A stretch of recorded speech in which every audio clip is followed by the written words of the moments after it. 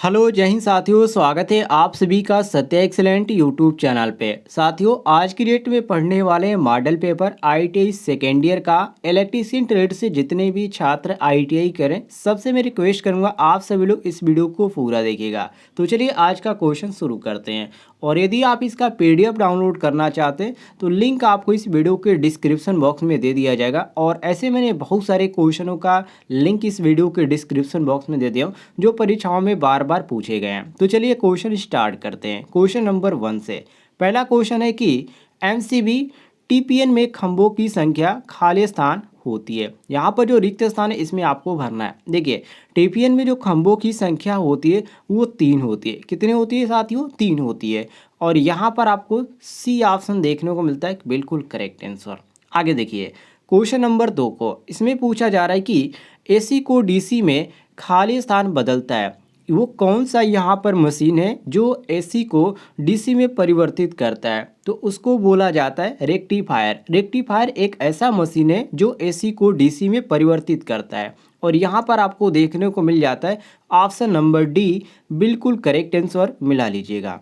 आगे देखिए question number 3 को, जिसमें पूछा जा रहा है कि फ्यूज वायर में प्रयुक्त होने वाली सामग्री आगे रिक्त स्थान है होनी चाहिए, वो किस प्रकार की होनी चाहिए? ए ऑप्शन निम्न प्रतिरोधी और उच्च गलनांक वाली, बी ऑप्शन उच्च प्रतिरोधी और उच्च गलनांक वाली, सी ऑप्शन उच्च प्रतिरोधी और निम्न गलनांक वाली, डी ऑप्शन है निम्न प्रतिरोधी और निम्न गलनांक वाले। तो देखिए, फ्यूज वायर में प्रयुक्त होने वाली जो सामग्री होती है वो आपका हाई प्रतिरोधी होती है और निम्न गलनांक वाली है। कहने का मतलब ये है कि उच्च उसका प्रतिरोध होता है और निम्न गलनांक होता है। यहाँ पर आपको देखने को मिलता है ऑप्शन नंबर सी, बिल्कुल करेक्ट आंसर मिला लीजिएगा।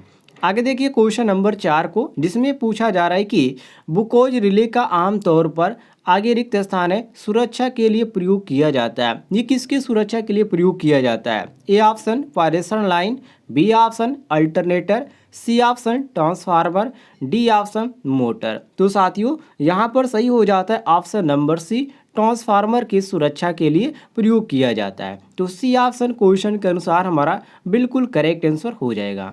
आगे देखिए क्वेश्चन नंबर 5 को, जिसमें कहा जा रहा है कि एमसीबी का विस्तारित रूप क्या है? विस्तारित का मतलब ये होता है कि जो एमसीबी होता है इसका फुल नेम क्या होता है? तो देखिए, एमसीबी मतलब मिनिएचर, सी मतलब सर्किट, बी मतलब ब्रेकर, तो इसका पूरा नाम होता है मिनिएचर सर्किट ब्रेकर। और यहाँ पर आपको देखने को मिलता है ऑप्शन नंबर ए, बिल्कुल करेक्ट आंसर। देखिए, कुछ शॉर्ट नेम होते हैं जो परीक्षाओं में बार बार रिपीट होते हैं, जैसे कि आपका एमसीबी हो गया, इसके बाद ELCB हो गया, ये आपका पूछा जाता है। एक आपका एयर सर्किट ब्रेकर होता है, ACB जिसको बोला जाता है, ठीक है, ये भी कभी कभी पूछा जाता है। तो इन सभी चीज़ों को आप ध्यान रखिएगा।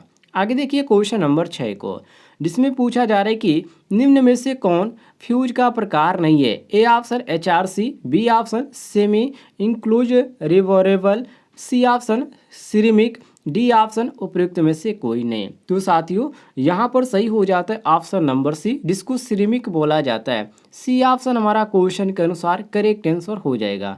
आगे देखिए क्वेश्चन नंबर 7 को, जिसमें पूछा जा रहा है कि फ्यूज की रेटिंग हमेशा खाली स्थान में दिखाई जाती है। फ्यूज की रेटिंग किस में दिखाई जाती है? ए ऑप्शन वोल्ट में, बी ऑप्शन एम्पियर में, सी ऑप्शन एम्पियर वोल्ट में, या डी ऑप्शन एम्पियर घंटा में। तो देखिए, फ्यूज की रेटिंग आप ध्यान रखिएगा हमेशा एम्पियर में दिखाई जाती है। किसमें? एम्पियर में। तो ये आपका सही हो जाता है बी ऑप्शन, बिल्कुल करेक्ट आंसर।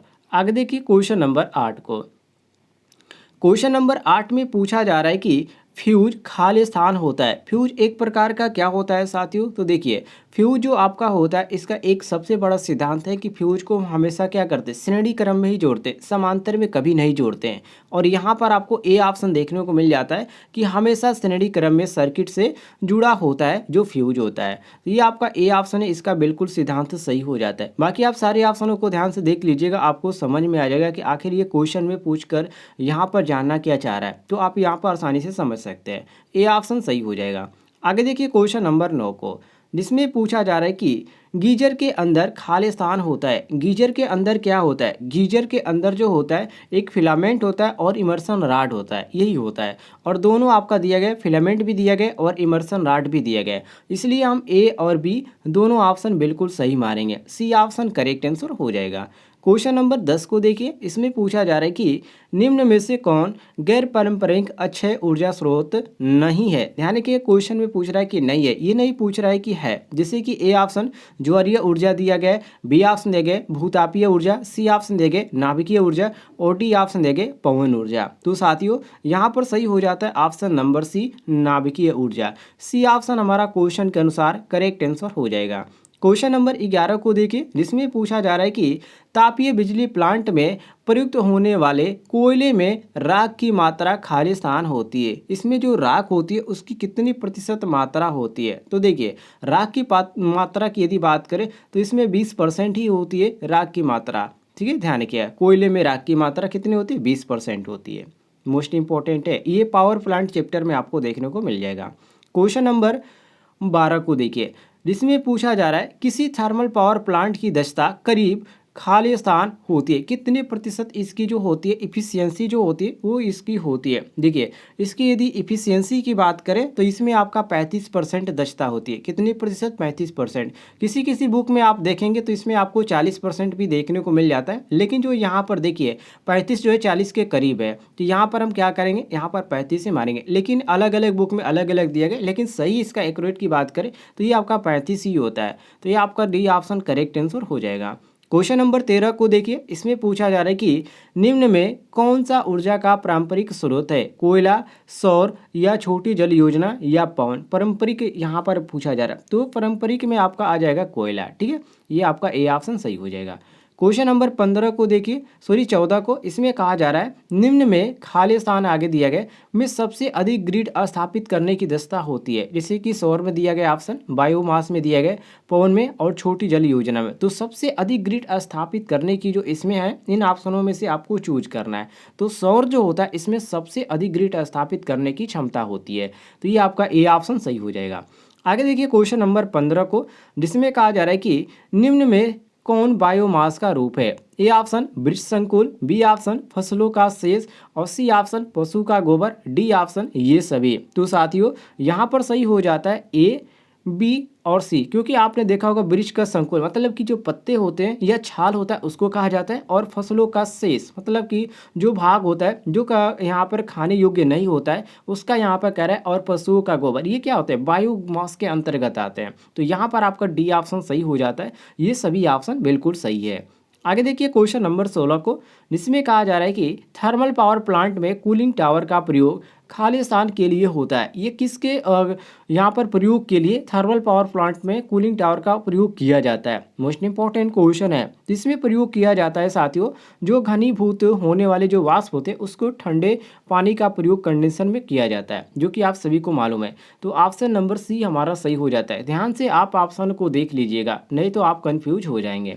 आगे बढ़ते क्वेश्चन नंबर 17 पे, जिसमें पूछा जा रहा है कि गैस टरबाइन का व्यापक रूप से खालिस्तान में प्रयोग होता है। A option pumping station, B option हवाई जहाज, सी ऑप्शन लोकोमोटिव और डी ऑप्शन है ऑटोमोबाइल। तो साथियों यहाँ पर सही होता है ऑप्शन नंबर बी, जिसको हवाई जहाज के नाम से जाना जाता है। बी ऑप्शन हमारा क्वेश्चन के अनुसार करेक्ट आंसर हो जाएगा। आगे देखिए क्वेश्चन नंबर 18 को, इसमें पूछा जा रहा है कि पन बिजली पावर स्टेशन का खालिस्तान लाभ है, इसका लाभ क्या होता है? तो यदि लाभ की बात करें तो देखिए इसमें कम संचालन की जरूरत पड़ती है, ये भी आपकी अच्छी बात है और लाभ भी है। और दूसरी बात, प्रदूषण की समस्या से मुक्त है, तो ये भी आपका लाभ ही में आ जाएगा। और इसमें क्या होता है, ईंधन धुलाई की कोई भी समस्या नहीं होती है। तो ए, बी और सी ये तीनों ऑप्शन हमारे सही हो जाते हैं। तो डी ऑप्शन हम करेक्ट आंसर मारेंगे। क्वेश्चन नंबर 19 को देखिए, यहाँ पर पूछा जा रहा है कि खोई खाली स्थान है। देखिए आप यदि ग्रामीण क्षेत्र से होंगे तो खोई कहने पर ही आप समझ में आ गया होगा, क्योंकि गन्ने के रेशे का जो वाला भाग होता है, जो रस निकालने के बाद बच जाता है, उसी को क्या बोला जाता है? खोई बोला जाता है। और ये आपका इससे भी बायोमास बनता है। तो ऑप्शन नंबर सी हमारा सही हो जाता है।